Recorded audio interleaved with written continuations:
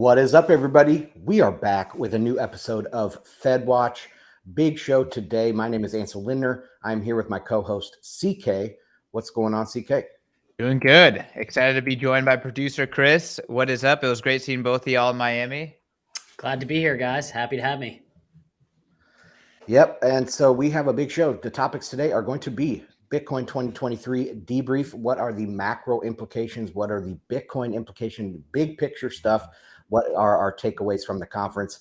Then I want to refocus Fedwatch, our show here, refocus it on the macro situation in general. So we're going to take a look at some charts for the dollar, oil, some of those big markets out there.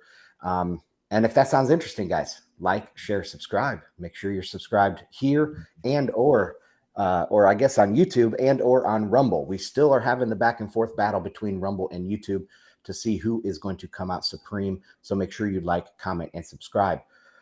Other than that, guys, I want to plug my website, bitcoinandmarkets.com.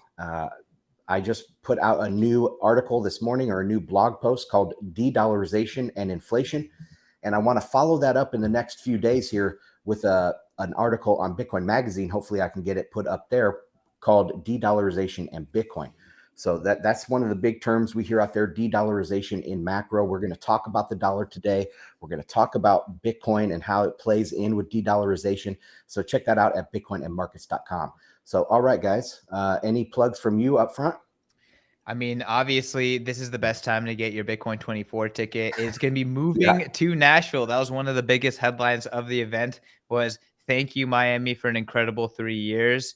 We are excited to bring the event to Nashville next July. It is going to be absolutely incredible. It's going to be in the Music City Center in downtown Nashville, right on Broadway, and it is going to be absolutely electric. We already have Bitcoin being beamed on top of honky tonks. There's a lot of awesome stuff happening. Wow. And Nashville is going to be rolling out the orange carpet for Bitcoiners across the planet. So really excited to bring Bitcoin 24 to Nashville. Yeah, and CK, I mean, Miami feels like a home away from home, but let's be honest, Nashville, we're playing in the home court. So we have some really, really cool things. Obviously, it's the headquarters of Bitcoin Magazine. We have Bitcoin Park there. Can't wait to be at the convention center there. So we're really looking forward to bringing some really special things and basically showing our home off to the world. That is Bitcoin 2024. Yeah, and again, the dates there, that is July 25th through the 27th. Again, you can get pre-sale on GA, industry, and whale passes. A lot of whale passes flying off the shelves. People want to get that VIP experience, and you can get it for under $5,000. Typically, whale passes go for up to $10,000. So definitely a lot of reason to buy the whale pass right now. And in general, we are doing our best this upcoming year to keep the GA pass as affordable as possible. We just want to make this event as accessible. And we understand in the past that late ticket prices have been expensive, and we want to be as cognizant about how to keep that price down for folks that are just trying to attend the event as a GA. Ansel, this year you attended as a speaker. I think that's the first time that you were part of programming. What was your experience going around the event? We bumped into each other a few times. Well, before I talk about that, one of the guys on my Telegram has already bought a ticket for next year. So they are already starting to sell. Oh, lots of them have sold. Lots of them have sold. We're cruising towards getting 10% of people who went to Bitcoin 2023 have already purchased a Bitcoin 24 ticket. And once we pass that 10% threshold, I'm going to be pushing it as far as possible. So get them now, y'all, because ticket prices, they go up. That's what they do. Awesome. Yeah, my overall experience. Well, it was awesome. I was honored to be on the news desk. I think my time on the news desk went very smoothly. It was great to meet Martell Fox and Joe Hall and Pete Rizzo. I've never met Pete Rizzo in life, even though I've kind of interacted with him on the internet here a little bit. But it was great. And the first day, it's industry day. It was a little bit slower. And then it did pick up on the second and third day. I know there's a lot of talk about the attendance and all that, but my point is that last year we had a ton of altcoiners there. And this year we had very few, maybe just a handful, 5% of the people were altcoiners. And so there were probably more Bitcoiners this year than there were last year because there's so many altcoiners. So what are your guys' take on that? Or do you have any other comments on the attendance and stuff? Yeah, I mean, I think the tourists go away. So that's a real thing. We're going over the numbers, and they were down, but they were still 15K, which is awesome. Our goal, once we got close enough to the event to realize that we could not overtake Bitcoin 2022, was we need to overtake Bitcoin 21, and we did do that. So this is the second biggest Bitcoin event in history. And, I think we set the floor of like what the Bitcoin conference is going to be, even in a down market. So there are waves. I think we did a really good job of putting together an event that was oriented towards the people who are here building. And the next hype cycle, it might be next year, it might be 2025, but we'll be ready for that. Yeah, no, I agree. I hate to use the cliche like bear markets are for building, but it's really true. I think Jack Mallers' announcement was really cool, basically opening up Strike to 3 billion users, which is really, really cool. I know some people have qualms against it. It's a custodial option. I get that. I think one of the things that was buried that a lot of people, even in our org, don't realize, like Dusty Damon has been working on this thing called splicing. It is something that basically allows you to open or expand Lightning liquidity channels without closing and reopening channels. Basically, you're doing an on-chain payment and you're looping it into an existing channel, and you can open up and expand the liquidity. He believes that this can open up to 500 million to a billion more users, like help expanding liquidity. Because obviously there's issues with the Lightning Network as it is right now. Like you open a channel between CK and I, and we only opened up a 1 million sat channel, but we need to make it a 5 million sat channel because we're doing more payments. You have to close the channel and then reestablish a new one, or leave that open and then open in a new channel. So with splicing, you basically do an on-chain payment and you rope it in. He's been working on it for I want to say almost 3 years, 2.5 years. And like, obviously he was kind of building silently. A lot of people had no comments on it, even though he was doing it fully open source. And then basically last year, there's a tweet from him and it says, I just spliced my first channel. This was more of like in alpha or beta. And this year at the conference, he said in the talk, he's like, I think I did this in March last year. And someone from the audience yells, no, you did it first at Bitcoin 2022. So, we're building in the bear market. And they found the tweet from April 6th for Bitcoin 2022 down in Miami. But now he's further developed, built it out. And, it was just kind of in alpha then. He's really getting ready to expand it and launch this. So very, very cool. It's on open source GA day 1. It's from the 3 hour and 57 mark to 4 hours and 16 minutes. So it's about a 20-minute panel, but I definitely recommend a lot of the hardcore Bitcoiners or developers check it out. Like I said, he plans that he thinks he can get to 500 million to a billion users. Time will only tell, but I'm really excited for this. And there was a lot of other cool announcements on the open source stage as well. Chris, I mean, you right now it's like this is your conference right now, because our video production team is super hard at work, pretty much taking all the content that was created at the event, digesting it, producing it, and getting it out. When can people expect to get all of this content out? What is the team hard at work at? And just even describe the size of this job, because it's a lot of work. Yeah, no, thank you, CK. All of the content should be out by June 9th. So not this Friday, not next Friday, but the following Friday.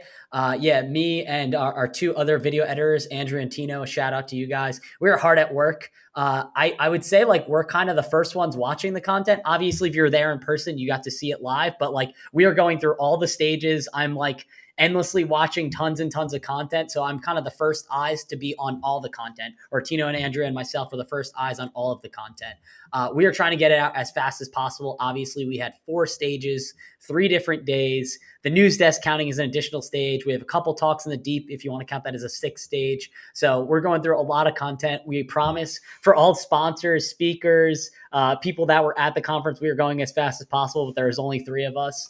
And we're kind of flooding our YouTube channel. So we're trying to space it out so that way we don't have subscriber churn and all of that. But yeah, I mean, this is a team effort. I want to thank all of our partners and consultants that helped put on the live stream and the talks in general, speakers, sponsors, all of that, and basically all the attendees as well. This would not be possible without you guys. And we really hope we're expanding. And our mission at Bitcoin Magazine is hyper Bitcoinization. So I know some of the talks were not for everyone. I'm personally not a very political person. I know a lot of the hardcore cypherpunks either, but that is a talk for the masses, for them to be like, hey, like there was a bunch of political candidates that were talking about Bitcoin. Maybe this is something that I should look into. So we're trying trying to have something for everyone. And I understand that not everything is for everyone. So that's just my 2 cents on all the talks and everything that was programmed. Yeah. And yeah, go for it, Ansel. I was just going to ask about how many hours. Is it about like 100 hours of content or 200 hours? More than that, probably like 150 hours of content, I think. I mean, when you break it down of all the different things, put it all together. Yeah. Awesome. Well, I was going to say, Ansel, I know you were paying attention to the kind of the presidential element of this event. Yeah. Something that I noted was that yesterday didn't happen at our event, but I think it was, and I'm speculating that it was related to our event, was Ron DeSantis, one being asked about Bitcoin by David Sachs, who is a big RFK fan and undoubtedly was paying attention to RFK's first public appearance. And Ron DeSantis kind of going from just being anti-CBDC to now pro-Bitcoin, and what is now becoming a viral catchphrase is I'm for people doing Bitcoin. That happened last night, and I think that was affected by RFK coming on stage and making Bitcoin 2023 his first public appearance to endorse, and I think RFK almost got every single checkpoint that I would want to get from a candidate at this point done. I'm kind of curious. Do you think that there is an element there? Do you think that, obviously we've entered into a new paradigm in the game theory? Ansel, what's your response to that? Yeah, I mean, if you are a pro-freedom candidate, which I don't know any candidate for U.S. president that is not going to say that they're pro-freedom, right? So if you're a pro-freedom candidate, you have to now acknowledge Bitcoin and maybe even accept Bitcoin for donations for your campaign and all of that. I didn't see the DeSantis announcement, to be honest with you. I did see that he was on Twitter Spaces last night, and there was some hiccups with Twitter Spaces, but they had up millions and millions of people. I think there was like the hiccups were because it was the largest Twitter space in history. So it's like I saw people trolling them for that, but it's like you're trolling them for the success of they had the largest Twitter space ever. Yeah, and there was a great thing. There was like, this is like 100x the viewership of normal mainstream media, cable news. So like, you can't fault them for when they're like basically breaking the app because of how much viewership and attention was on Twitter last night. True. Yeah. And to Chris's point there a second ago about how some people in Bitcoin might not like the political candidates and stuff. I mean, Bitcoin is a big tent. And that's another thing that this conference showed, that, there's all sorts of people in Bitcoin now, from open source developers and the cypherpunks to miners, people that are dealing in Washington, lobbying, and politicians in general. So Bitcoin is a very big tent. The tent is getting bigger. And what I thought was interesting was get rid of the altcoins this year. And, like FTX and some OKCoin or whatever, get rid of those guys. And the tent actually got bigger. More people, more topics, more professionalism came in to the conference. So what do you guys think about the big tent idea for Bitcoin? Yeah, I mean, I'll start with CK's idea. He thinks Bitcoin's for everyone, and he thinks Bitcoin's going to outperform altcoins to the point where altcoiners come into Bitcoin and become Bitcoiners. We're kind of seeing that already with ordinals and inscriptions, and I'm well aware that was a contentious topic. There's been a lot of talk of when it was placed in it, but so I just definitely think that's a very good point. CK, anything that you want to add there?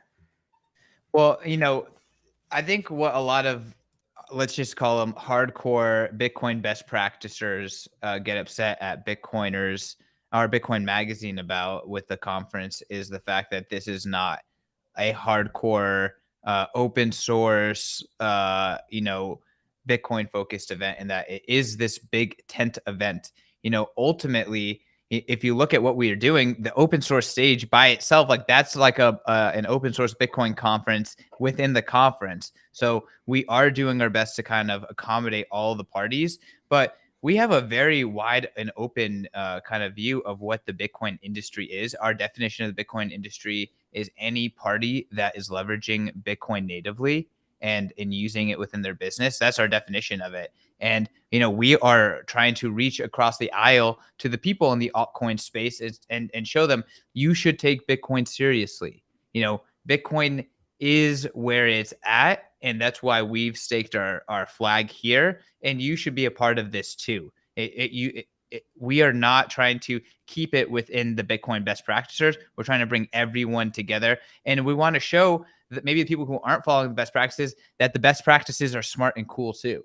Right? Like that's kind of part of it. We want them to be exposed to the Bitcoin industry in a greater way. We don't want them to just go to consensus where Justin Sun is on every single poster. Right. So, I think that we push the envelope for everyone, and, maybe even for some of the hardcore Bitcoiners out there, again, just have a more open mind to, we are creating a big platform for everyone. And we're doing our best to accommodate what you want. And I think we do a good job of that, but you have to also accept that we're going to make a big event. Right. And if you don't like that, that's fine. Go to Bitcoin Week. You don't necessarily have to go to our event. And there's a lot of other great Bitcoin events. There's meetups, there's regional events. But we are creating a unique product for a unique reason. And it's a platform that is affecting the tides, right? Whether it's 2021 with El Salvador, whether it's 2023 with now this new presidential election race and the narratives that mean something here. I think that our platform definitely matters. And we're seeing that play out just days after the conference. Yeah, great points. I saw a ton of hold your own keys, not your keys, not your Bitcoin. That was all over the main stage. It wasn't just in the open source. It was throughout the entire thing. It's best practices for sure, but we're bringing people together so they can see that. Yeah. Yeah. And I noticed too, Vivek Ramaswamy, whatever his name is. Yep. He used the term Overton window, right? We're expanding the Overton window, but not in Bitcoin. We're expanding the Overton window of politics. We're expanding the Overton window of environmentalism. We're expanding the Overton window of all these other things and bringing Bitcoin into these other topics. So that's the way I would like to look at it. And another thing, I love that. I'm stealing that moving forward. That's what we're doing, is expanding the Overton window. Yeah, I wanted to make a comment about the Wizards because I think it was just enough. I think that was just enough to show kind of the silliness of maybe certain parts of the altcoin side of the house versus the seriousness of Bitcoin. And once you if you let the altcoiners and you let these other people run kind of roughshod over the event, then they will turn it into a clown show. So I think it was just enough, and it did its job of highlighting the change that we're seeing in the space. Do you guys have any thoughts on that? Yeah, I can start with that. It was a debate that we wanted various people to do the debate. I know programming was fighting to get various people on there. Some people had to back out for personal reasons, and that's between us and them. But yeah, we really want to debate, is using Bitcoin within its consensus code or within its rules since Taproot was upgraded, is that a valid use of Bitcoin? And that was kind of what we wanted to bring to the house. Obviously, Eric and Udi have their incentives and their prerogatives for what they want to use with ordinals. Obviously, the Taproot Wizards is their project and they're trying to sell that. I have no issue with doing that. Rizzo brought up one of the best points I've ever heard on this debate. So obviously we're talking about using Bitcoin within its consensus code. That is really what an inscription is. Obviously through the eyes of ordinals, you have to use the ordinal lens or the way of looking at it. But Rizzo, a lot of people were bent out of shape that one sat's not going for one sat, meaning that you're selling a sat with an inscription on it for more than one sat. But Rizzo made up one of probably the best point in the Bitcoin industry. This has been a debate for years. Non-KYC Bitcoin costs more than KYC Bitcoin. And why is that? That's basically saying sats are valued at different denomination depending on the information that's externally attached to it. KYC info on that Bitcoin makes it less valuable. And that's something that's been on for literally years now. So he said, the KYC discount. Yeah, exactly. So why would non-KYC sats be a different denomination or value? And you could see this on the open market with BISC, with HODL, with Peach Bitcoin. The list goes on and on. There is a different exchange rate for non-KYC Bitcoin versus KYC Bitcoin. And why is it this one narrow niche of someone saying this one sat's worth X amount of sats because there's something tied to it, whether that's an inscription or data or information? Why is everyone bent out of shape for this use case, but not when it's non-KYC versus KYC sats? So that's Rizzo's best argument, and that's something that I steal and use because it's the absolute truth. I don't know if there's anything you want to add there, CK. I think people, one, need to be more bullish. Bitcoin is working as intended. Like the idea that like there can be so many rare sats that it actually ruins Bitcoin's fungibility is oxymoronic. Yeah. True. Like Bitcoin, if it works, none of this matters. You have lots of sats. You're going to be fine. Bitcoin's going to be fine. So, yeah, I think a lot of people get bent out of shape. They make themselves look foolish. And all the reality is like, this is all part of the course. If you're too smart to accept what is happening in Bitcoin as like what is meant to be, then, I think you might not be humble enough. This whole, and guess what? If you're so smart, why didn't you see this coming? Why did every single disrespector root for Taproot activation via speedy trial? Maybe there's 5 of them that, fit the Venn diagram of disrespecting this stuff and for being against speedy trial. So answer that to me. If you're so smart, then why did you miss this? Right. So clearly you're not, in my opinion. And you need to humble yourself to what is happening here. And okay, hey, the conference, we make mistakes. Mistakes happen every single event. I would have to give ourselves a pat on the back. Every time we make a mistake, we get better from it. Lines were bad in 2021. Lines were impeccable in 2023 with more people, right? Production was bad in 2022. Production was impeccable in 2023. Like every single thing that happens wrong, we fix it. Novogratz said the wrong things in 2022. He was not invited back in 2023. So, hey, maybe we could have separated the most important speech from maybe the most controversial speech on stage.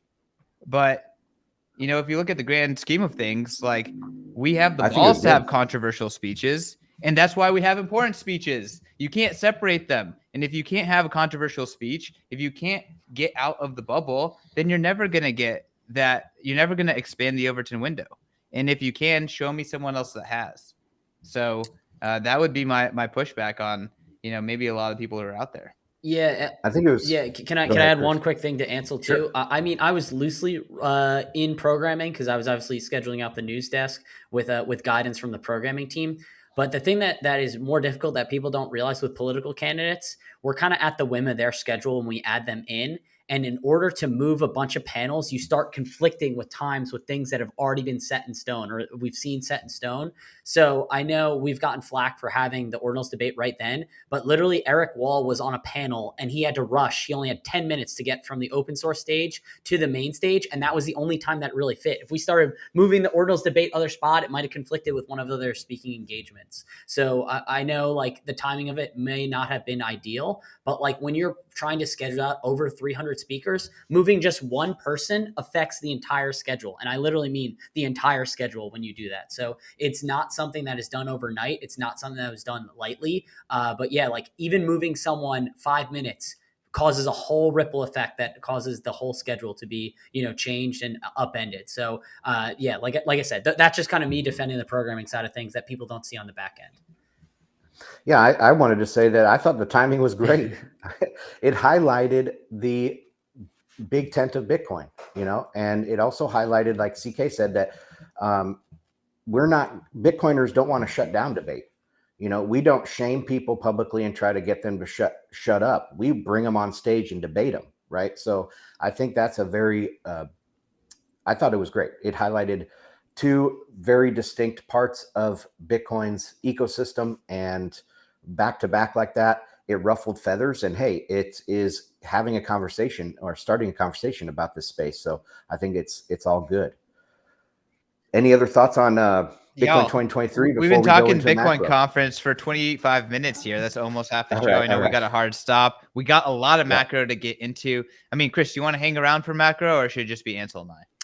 Yeah, I'll pop backstage. I'll let you guys do it because we got a hard stop at 1:30. But yeah, guys, it's been a pleasure shooting the shit with you guys. Looking forward to Bitcoin 2024 in Nashville. Make sure to get your tickets. b.tc/conference/2024. No, that's it. Oh, that's it. /conference. That's all you need, baby. July 25th to the 27th. Hey, BM Live. Save yourself 10% off. Yeah, sounds good. All right, I'm going backstage, guys. I'll pull up the charts. Looking forward to it. All right. Okay, so a lot of people their attention has been drawn to the conference, rightly so, and maybe some people have lost sight of what's going on out there in macro. So I put together a few charts, starting with the Bitcoin price, and I have a couple different moving averages on here. This is the 128-day EMA and simple moving average. And how did I pick this out? Well, Tone Vase, this is one of his biggest moving averages that he watches, the 128-day SMA. And so I thought I would put this on the chart. Right now, we have touched it with the wick. Price has sold off a little bit, but not much. A lot of people were thinking it was going to dump, with the build, kind of like the conference would be a sell the news type of event, but that really hasn't happened. We're holding these levels quite well and above major support. So CK, what are you thinking about the price holding these levels, and what are you looking at for the future?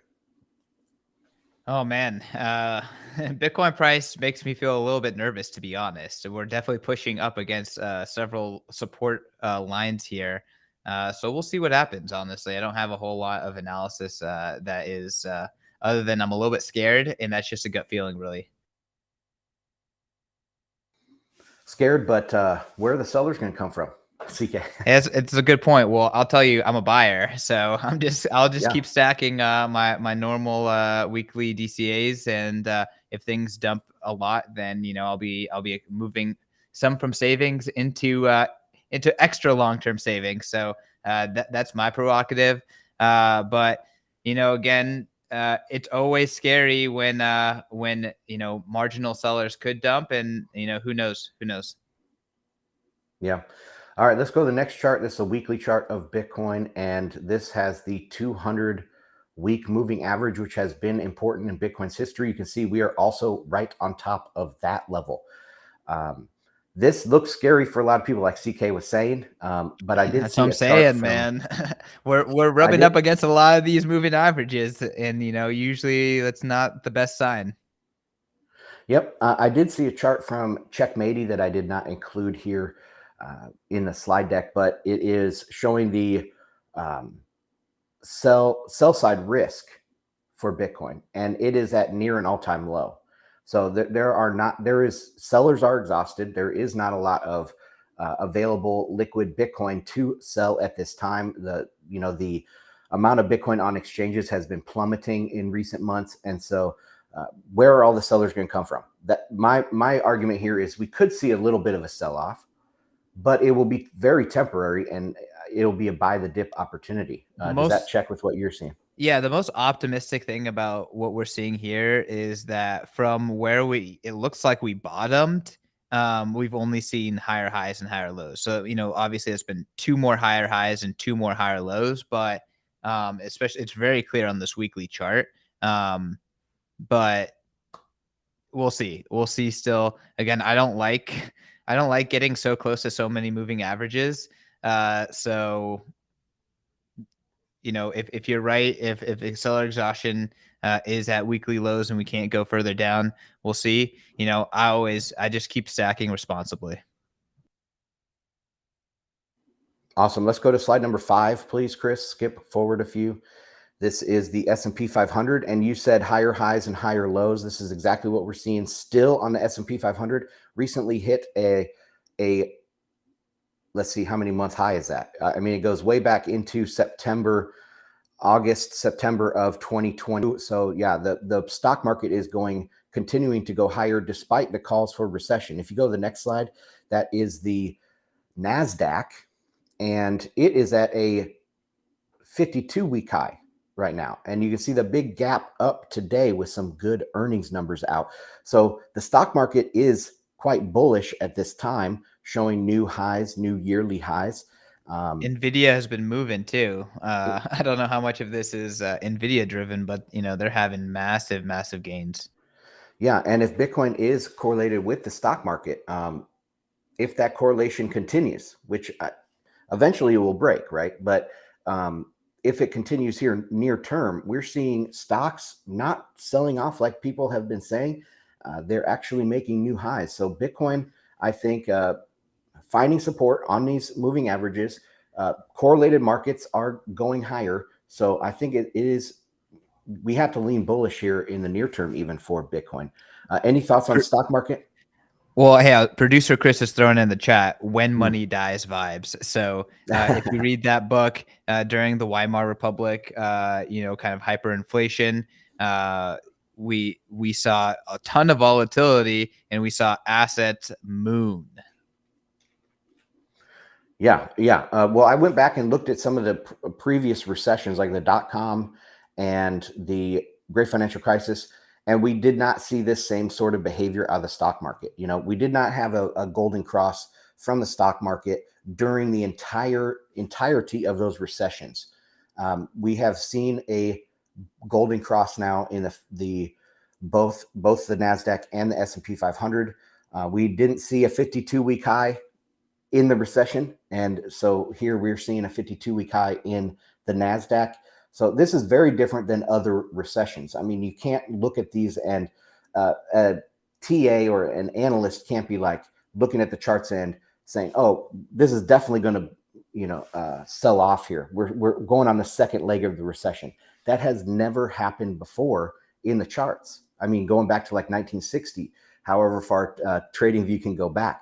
So this is definitely different, and making new yearly highs, I think, is extremely bullish. What's next, Ansel? All right, is the dollar. If we go back to number 3, Chris, this is the DXY. And of course, this is the narrow dollar index against the major currencies, mainly the euro. But we have made a double bottom in an Adam and Eve formation, and we are going higher. I would have been questioning my assumptions and calling into question my thesis if we broke down below the 100 mark on this chart, but now we are ripping back upwards, and the strong dollar is the growing narrative out there. A dollar wrecking ball coming back, maybe dollar wrecking ball 2.0 for the end of 2023. If you go to the next slide, that is the broad trade weighted dollar. You can see a very similar formation here, Adam and Eve, double bottom, maybe even a triple bottom on this chart, and going back higher, making some new higher highs. So CK, any thoughts on the dollar here? Dollar chart. And nothing to really add. Again, I think the dollar is going to be one of the most important assets moving forward. The thesis of the show is we don't buy the de-dollarization thesis per se. Our thesis is that there's actually a dollar shortage, which is why, a lot of these other entities, and explicitly Argentina, they're trying to trade using other things because they just don't have dollars in the country. And that's one of the problems with the dollar is the shortage of the supply as it contracts, as it deflates. And it's fascinating to see it kind of oscillate between the milkshake effect and then kind of returning back to the mean. Yeah, I think there's a big difference between voluntary de-dollarization and involuntary de-dollarization. So these people, as the dollar gets stronger and we have the dollar milkshake or the dollar wrecking ball, it's involuntary that they are being de-dollarized. They're losing access to dollars out there to pay their debts and everything. So I do think there's de-dollarization happening, but it's not because the dollar is weak. It's because the dollar is so strong relative to everything else. And so I think we will see a big spike up on these charts in dollar versus other currencies. That's all I have for dollar. Anything else to add? Not a ton to add. Again, one of the most important elements of what's happening in the future. My personal thesis is it's hyper dollarization followed by hyper Bitcoinization. That's the path that we're on. But that's just me. Yeah, and I also want to point out that a lot of people think the Fed loses if we hyperinflate, but that's kind of what the Fed wants. A debtor nation wants to decrease the value, debase their debt. So the Fed loses actually if we go through deflation. That's when the Fed is losing, when the dollar gets too strong and the global economy is wrecked. So if you want the Fed to fail, then you should be thinking that, or if you think the Fed will fail because the Fed is central planning never works, then you should think that the dollar will get stronger. You can't think the Fed will fail and the dollar will get weaker. So anyway, I just thought I'd throw that in there. Okay, next slide up is, or next chart. New paradigm. New paradigm. People aren't talking at this level, but we're about that 5D chess on the Fed. So strong dollar is the Fed is the Fed failing. You heard it here first. Yep. Okay, let's go to WTI. This is oil chart number 7, and it's there was some news out of Russia this morning, I believe, or maybe last night, saying that they are not going to be cutting production. And there's a lot of speculation that, without Western expertise and these Western companies, eventually the Russian oil production will have to fall off.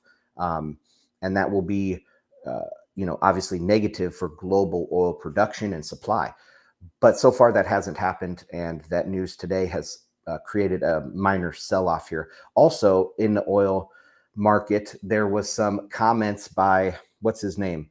MSB, or what, the MBS from Saudi Arabia, the leader over there. He said that the short sellers should watch out, that he's going after the short sellers. So people are thinking that means that there's going to be another OPEC production cut coming in the near future. And you can see I have left these arrows on here of the last 2 production cuts, and they really haven't done much of anything.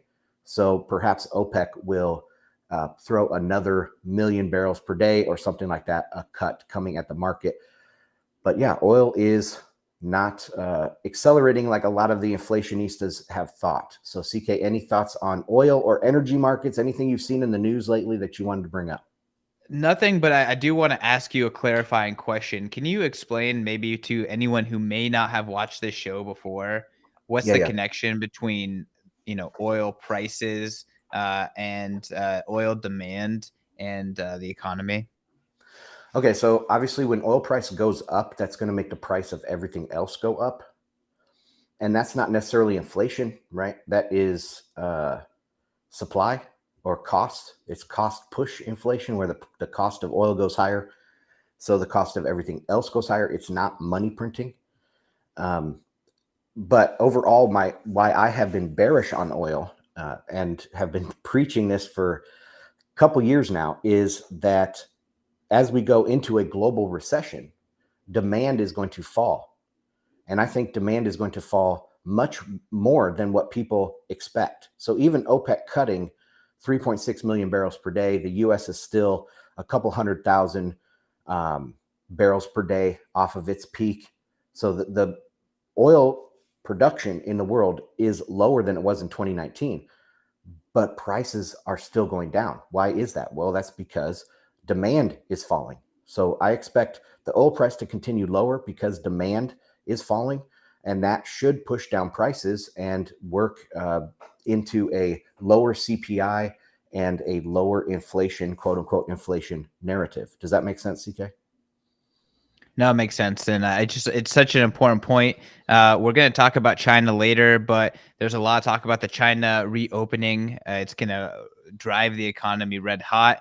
It's nice to see stocks going up in the US. Obviously, if you hold stocks, you hold Bitcoin, but we didn't necessarily see China reopening juice oil prices or juice the price of shipping across, across the Atlantic or the Pacific. And on top of that, I do have like an anecdote. Again, I like to bring in the anecdote. I have a friend who is in the shipping industry. He's a sales guy, and he is like, there's no money to be made. He's thinking about actually changing industries altogether because there's no money to be made in shipping right now. Yeah, one of my neighbors here, he has a trucking company, and he's been saying similar that, they went through a boom in 2021 and 2022, and now it's just fallen off a cliff with the transportation costs and what they can get for everything. So and of course, when semi trucks aren't moving, they're not burning diesel, they don't need the gasoline, the demand continues to go down. So yeah, very interesting. Okay, I have 2 more charts. Let's whiz through these, and then we'll get to that China story like you mentioned. First one up is the U.S. 10-year Treasury. Chris, if you could bring up number 8, please.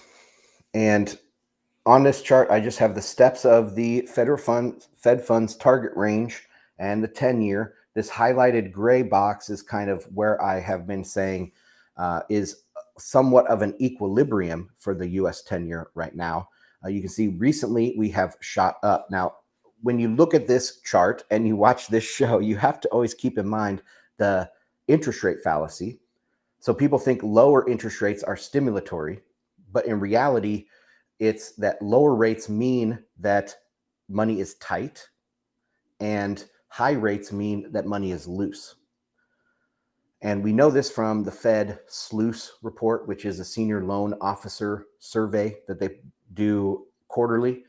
It just came out recently, and they said that lending standards continue to tighten as well as demand continues to fall. So when demand falls and lending standards tighten, actually rates go down. And that is the interest rate fallacy from Milton Friedman. But anyway, so you can see here on the chart, rates are getting a little bit higher. What that tells me is there is somewhat of a rebound in the U.S. economy. We can see that same sort of confirmation from the stock market. So I think that's a pretty good barometer. If you go to the next slide, this is the one that CK you like, is the rainbow chart. And you can see the 3-month just continues to rip higher above the Fed funds target range. And the 1-month Treasury bill is actually higher than the 3-month here. So it's way higher than the Fed funds target range.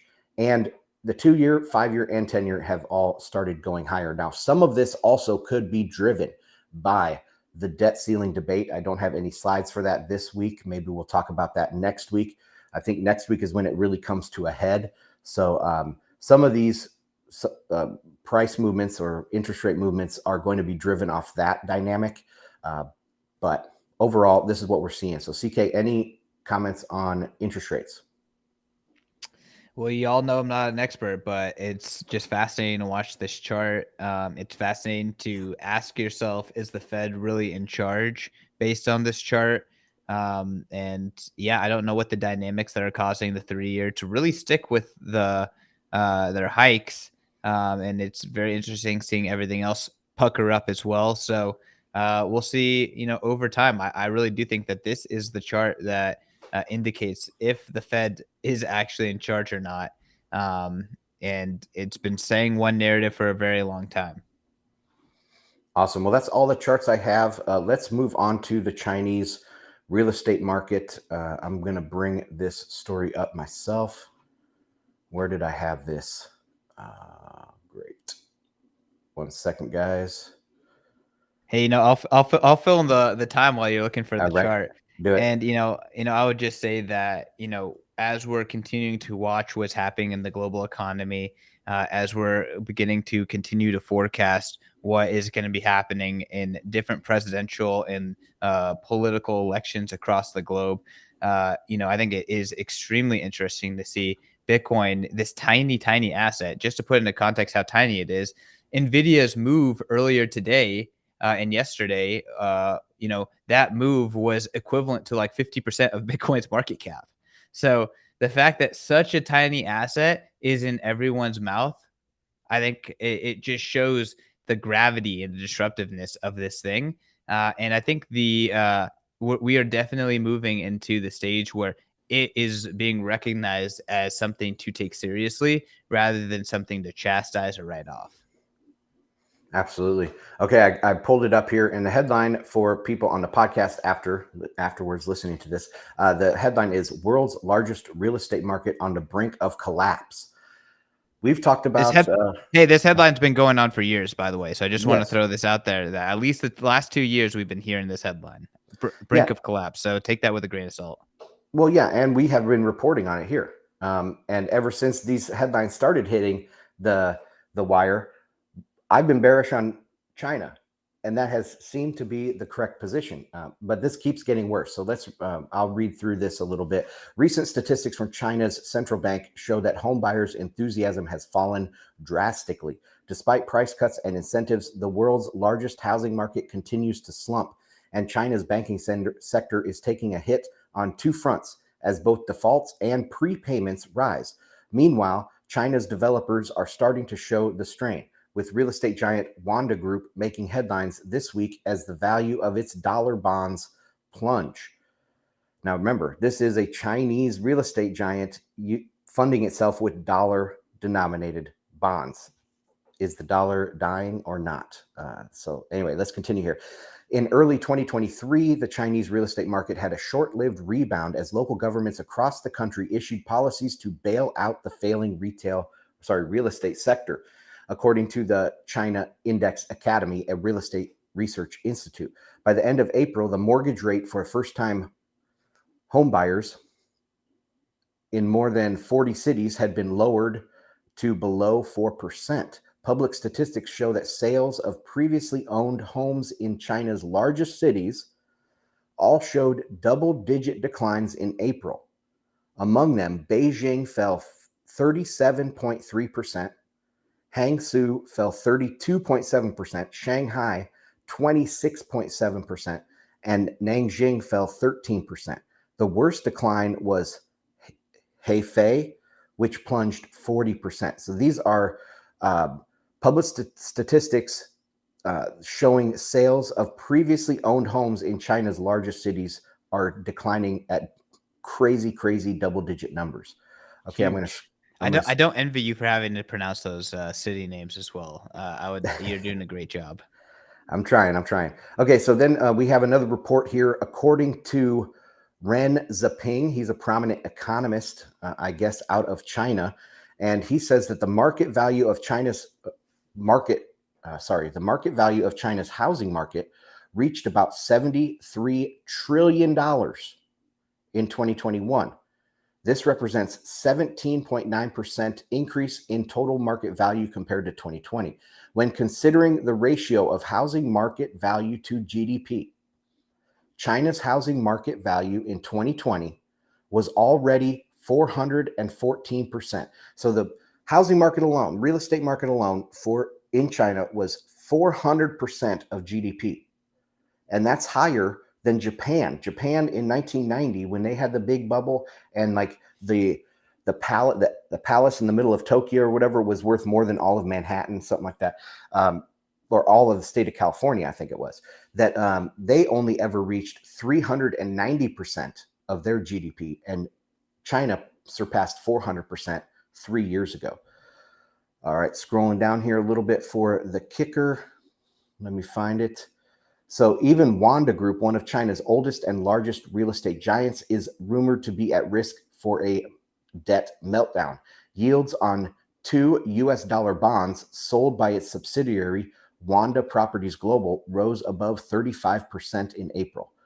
Market analysts called the surge a sign that borrowers were having trouble raising new funds, exacerbating the risk of debt crisis and default.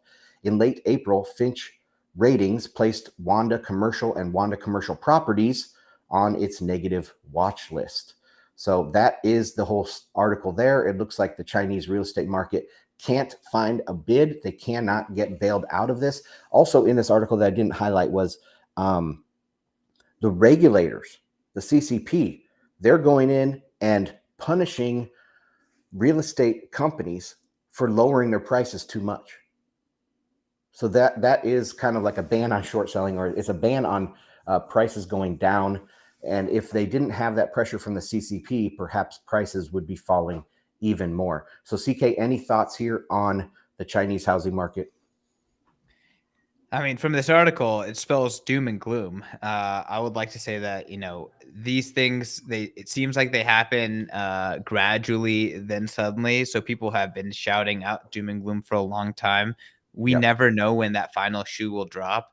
But I mean, when the regulators are banning short selling, things are really, really bad. And obviously these double-digit declines, I mean, it's huge. Like, this is the cultural store of value in this country. And that means that a lot of people are down bad and they're hurting. And this was like 6 months ago. We were talking about people aren't paying their mortgages anymore. And there's, there's also a culture of buying unfinished apartments. And now these apartments aren't even being finished. So there's a lot of issues here. And, it's something to keep an eye on. But again, I think if you look at the facts of what's going down on the ground in China, the China bulls have been wildly incorrect for a long time here. Yeah, exactly. We don't know when the collapse will happen, like you say, but we can say that most likely with these type of numbers, there's not some imminent boom going to happen in China. China is not going to grow at 10% and save the world from global recession. So you have to look at this and be like, okay, Chinese reopening is a nothing burger, which means the global economy is going to sink into recession, which means X, Y, Z. And so I think this is a very important indicator that, yeah, we aren't going to have runaway prices in commodities. We're not going to have China save the global economy, basically. So yeah, that's what I would say. What I take away from stories like this. Of course, we can't predict the exact future of what's going to happen, but hey, we can learn from this and apply this to other prices out there. So CK, Ansel, go ahead. I know we got to close it out, but Yep. you said global recession. You said China's not going to save us, and at the beginning of the show, you started with saying, "Is the U.S. in a depression or recession?" Given Yep. Improved GDP, improved reports from these publicly traded companies. What is your global perspective on what is happening on the globe right now? Close us out. I think growth is going back to zero. Like I've been saying for a long time, I think we're going back to post GFC normal. Growth is going back to near zero, but so is inflation. So we are just going to grind lower and lower, and we're not going to be able to grow ourselves out of this debt bubble. We have to change the money. So if we have 0% growth for 10 years, it's going to feel like a depression, even though it's like not a textbook negative GDP time. It's a zero GDP time. So that's what I'm expecting to happen. And in that period, people look for alternatives. And that's why we hear the de-dollarization speculation out there. People saying, oh, there's going to be a BRICS currency, because people are starting to look for an alternative to the existing system. And Bitcoin, hey, it's starting to, the Overton window of all of these different things are starting to open up, and Bitcoin's right there to be talked about as an alternative. So that's how I see the global economy. That's how I see Bitcoin fitting into this. Awesome. Well, y'all, it has been great to be back on Fedwatch. 1 week break, but it was awesome to have Ansel on the live desk again here on Thursday. So Ansel's always holding it down on Thursday here on Bitcoin Magazine. I'm CK. I'm going to Bitcoin 2024. I'm going to Bitcoin Amsterdam. Y'all should all be there too. Subscribe to Bitcoin Magazine. Get a ticket. See y'all here next week. Peace.